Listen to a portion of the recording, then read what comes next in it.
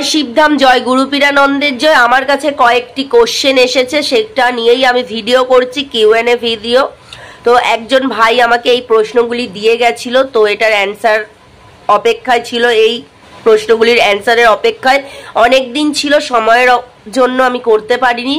তো সেই জন্য আমি আজকের এই ভিডিওটি তৈরি করছি এবং এখানে যা যা কোশ্চেন দেওয়া হয়েছে, যেগুলো আমি জানি, যেগুলো গুরুদেবের থেকে আমি জানতে পেরেছি, সেগুলো আমি অবশ্যই বলবো। আর যেগুলো জানা নেই সেগুলো অবশ্যই গুরুদেবের কাছ থেকে জানতে পেরে যাবেন। তো আমি শুরু করছি। প্রথম যে প্রশ্নটি রয়েছে, রূপোর চেনে কবচ ধারণ করেছি, চেনে ঘষা খেয়ে কবচ ক্ষয়ে গেছে, আদেশ আছে যে কবচে যেন আগুনের স্পর্শ না লাগে, তাহলে ক্ষয়ে যাওয়া জায়গাটা কিভাবে পূরণ করব? না করলে কবচ কেটে পড়ে যাবে। ক্ষয়ে যাওয়া জায়গাটা তো সেইভাবে পূরণ করা সম্ভব নয়, কারণ সোনা দোকানে গেলে, যেখানে গিয়ে আপনি সোনার উপর দোকানে যেখানে যাবেন, তো সেখানে তো আগুন দিয়েই তো সেটাকে জোড়াবে, স্পর্শ তো আগুনের হবে, সেক্ষেত্রে নষ্ট হয়ে যাবার সম্ভাবনাই বেশি থাকবে। তো ক্ষয়ে গেলে আপনি যে বালিশের মধ্যে মাথা রাখেন, সেই বালিশের মধ্যে ক্ষয়ে যাওয়া কবচটিকে রেখে দেবেন এবং আরও একটি নতুন কবচ, যেটা আপনি গলায় ধারণ করেছিলেন যে কবচটি, যেটা ক্ষয়ে গেছে, সেটা বালিশে রাখবেন। আরও একটি নতুন কবচ একই নিয়মে ধারণ করে নেবেন। ধাম থেকে এসে যেভাবে আগে নিয়েছিলেন সেইভাবে নিয়ে ধারণ করে নেবেন, যে নিয়মে করেছেন জানেনই তো। আর ক্ষয়ে যাওয়া কবচটি বালিশের মধ্যে দেবেন, অন্য কেউ যেন সেই বালিশে মাথা না রাখে। সেকেন্ড হচ্ছে, ধুনুচি প্রদীপ প্রতিদিন ধুতে পারবো কিনা, ধোয়া কি উচিত? হ্যাঁ, অবশ্যই ধোয়া উচিত। ধোয়া থাকলে, পরিষ্কার যত থাকবে ততই ভালো, ধোয়া যাবে।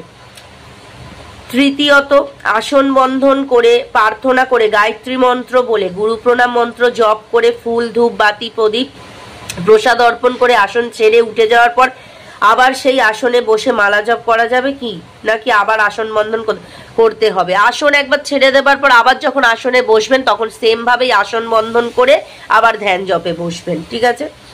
ভোগ অর্পণ করার কতক্ষণ পর ভোগ তুলতে পারবো? ভোগ অর্পণ করার কিছুক্ষণ পর তুলে নেবেন, আপাতত কিছুক্ষণ রেখে দেবেন, তারপরে তুলবেন, ঠিক আছে?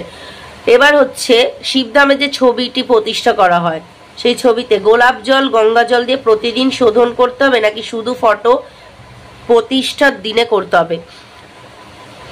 ফটো যেদিন আপনি শিবধামের ছবি যেদিন প্রতিষ্ঠা করছেন সেদিন তো অবশ্যই করবেন, তাছাড়া অন্যান্য দিনে সোম শুক্র দেখে আপনি এটা করতে পারেন, কোনো অসুবিধা নেই। সোম শুক্রবার গোলাপ জল গঙ্গা জল দিয়ে মোছা যেতেই পারে। ধামের ফটোটিতে মা কালী আছে, আমি কি লাল জবা ফুল যেমন রক্ত জবা পঞ্চ জবা অর্পণ করতে পারবো? হ্যাঁ, করা যাবে, অসুবিধা নেই, ফুল দেওয়া যাবে। পদ্মাসনে মালা জপ করার সময় জ্ঞান মুদ্রায় হাত সোজা রাখতে হবে নাকি ব্যান্ড করে রাখতে হবে? পদ্মাসনে মালা জপ করে জ্ঞান মুদ্রায় সোজা রাখতে হবে নাকি ব্যান্ড করবেন? কারণ যেরকম জ্ঞান মুদ্রার যেটা দেখানো হয়েছিল, যে প্রসেসে গুরুদেব দেখিয়েছিল, সেইভাবেই করবেন, ঠিক আছে? আসন বন্ধন করার পর আসনটিকে একটু পিছনের দিকে সরিয়ে নেওয়া যাবে কি নিজের সুবিধার জন্য? প্রথমেই আপনারা একেবারেই নিজের সুবিধা অনুযায়ী সরিয়ে নিয়ে, যে জায়গাটা সুবিধা হচ্ছে সেখানে সরিয়ে নিয়ে সেইভাবে একদম ঠিকঠাকভাবে বসে যাবেন, যেরকম পদ্মাসনে বসতে বলা হয়েছে। তাহলে আসন সরানোর কোনো প্রয়োজন হবে না, একেবারেই করে নেবেন। আসন বন্ধন হয়ে যাবার পর আসনটি না নড়ানোই ভালো, সব থেকে একেবারেই করে নেওয়াটা ভালো। সকালে খালি পেটে ভোগ না দিতে পারলে কিছু খেয়ে স্নান করে ভোগ দিতে পারবো? হ্যাঁ, খেয়ে পুজো দেওয়া যাবে, কোনো অসুবিধা নেই। তবে সকালবেলার কথা যেটা আপনি বলছেন, সকালে তো বেশিরভাগ মানুষ হালকার উপর ব্রেকফাস্ট করে, তো চা বিস্কুট খেয়েও পুজো করা যেতে পারে, অসুবিধা নেই। কিন্তু আমিষ জাতীয় কিছু খেয়ে পুজোটা না করাই ভালো আমি মনে করি সকালের টাইমে, ঠিক আছে? তাছাড়া আপনি খালি পেটে না পারলে কিছু জল বিস্কুট মুখে দিয়ে করতে পারবেন, অসুবিধা নেই। তো সকালের টাইমটা আমিষ না খাওয়াটাই ভালো হবে।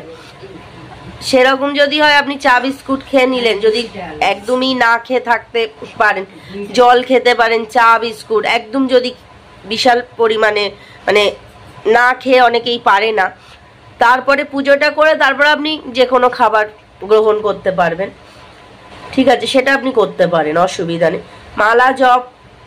মালা জপের কথাগুলো তো এখানে কয়েকটা কোশ্চেন রয়েছে, যেটা হাই ওটা ভালো কি খারাপ বা ঘুম পেয়ে যায়, সেই বিষয় নিয়ে গুরুদেবের কাছ থেকে সরাসরি ভিডিও দেওয়া হবে। আমি যেগুলো যেগুলো জানি সেগুলোই গুরুদেবের কাছ থেকে যেগুলো জিজ্ঞেস করেছিলাম সেগুলোই বলছি। শিবধাম প্রার্থনা করার সময় আসন শুদ্ধিকরণ করতে হবে কি? শিবধাম প্রার্থনা যখন আপনি আসনে বসে করবেন তখন আসন শুদ্ধিকরণ করে নেবেন, আর যখন আপনি সারাদিন মনে মনে প্রার্থনা করছেন তখন সেরকম দরকার নেই। ধামের ফটো কোন দিকে মুখ করে রাখা যাবে? আপনার ঠাকুর যেভাবে রেখেছেন, সমস্ত দেবদেবীকে যেভাবে, নিত্য ঠাকুরকে যেভাবে রেখেছেন সেইভাবেই রেখে দেবেন, অসুবিধা নেই। মানসিক জপ করার সময় উচ্চারণ স্পষ্ট হয় না, তাতে কোনো সমস্যা আছে কি? মানসিক জপ করার সময় যে উচ্চারণ স্পষ্ট হয় না, চেষ্টা করবেন বাবার নাম জপ করবেন, যতটা পারবেন ভক্তি ভরে করলেই হবে। উচ্চারণ স্পষ্ট হয় না, চেষ্টা করতে করতে, অভ্যাস করতে করতে ঠিক স্পষ্ট হয়ে যাবে, আর বাবা কৃপা করলে তো অবশ্যই হবে। কিন্তু যেভাবে করছেন সেইভাবেই কিন্তু করে যাবেন ধ্যান জপ, ঠিক আছে? তো কোনো সমস্যা নেই সেক্ষেত্রে। আরো কিছু কোশ্চেন, হ্যাঁ এখানে যা যা কোশ্চেন আপনি করেছিলেন সেগুলো সবই আমি বলে দিয়েছি, একবার আমি চেকও করে নিচ্ছি। আর আপনি বলেছেন গায়ত্রী মন্ত্রের উচ্চারণের ভিডিও সহ আরো একবার গুরুদেবের মুখ থেকে, আচ্ছা গুরুদেবের মুখ থেকে শুনতে চাইছেন তাই তো? ঠিক আছে, আমি গুরুদেবকে একবার বলবো। তো আপনার প্রশ্নের উত্তর এতদিন পর আমি দিতে পারলাম, আর যেগুলো জানি না দিতে পারিনি সেগুলো গুরুদেবের কাছ থেকে সরাসরি নেওয়া হবে। বিশেষ করে যেটা আপনি বললেন ঘুম পাচ্ছে বা যেটা হচ্ছে শরীর কেঁপে উঠছে নাম জপের সময়, সে বিষয়ে আমি কিছু সঠিক জানি না, তো সেজন্য আমি এখানে বলবো না, যেটা গুরুদেব সরাসরি বলবে। তো এখানেই শেষ করলাম। জয় শিবধাম, জয় গুরুপীরানন্দের জয়। যে ভাইটি আমাকে কোশ্চেন করেছিল তার নামটা আমার ঠিক মনে নেই, কিন্তু সে যেন অবশ্যই ভিডিওটি দেখে, সে দেখে, আমাকে অনেকবারই কমেন্টও করেছে। তো এটা দেখলে আমাকে অবশ্যই কমেন্ট করবেন, আর আরও যাদের মনে এই প্রশ্নগুলি ছিল তাদের অনেকটাই হেল্প হয়ে যাবে। তো প্রত্যেকেই আমাকে কমেন্ট করবেন। জয় শিবধাম, জয় গুরুপীরানন্দের জয়। সবাই সুস্থ থাকুন, ভালো থাকুন। নেক্সট ভিডিও আসা অবধি সবাই অপেক্ষা করুন। জয় শিবধাম।